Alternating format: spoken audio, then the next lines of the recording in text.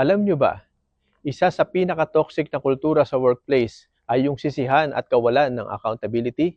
Kapag may mali, imbis na ayusin, inuuna ang pagturo ng daliri. Kasalanan niya yan, hindi ako.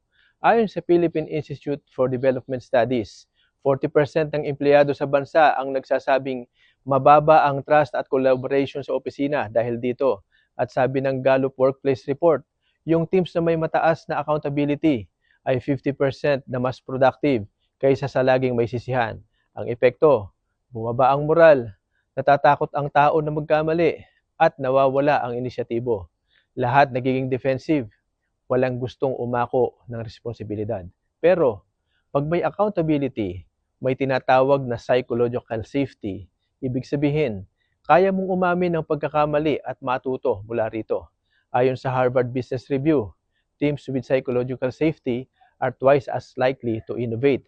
Kaya tandaan, ang tunay na profesional, hindi nagtuturo ng mali sa iba, kundi inaako, inaayos, at natututo.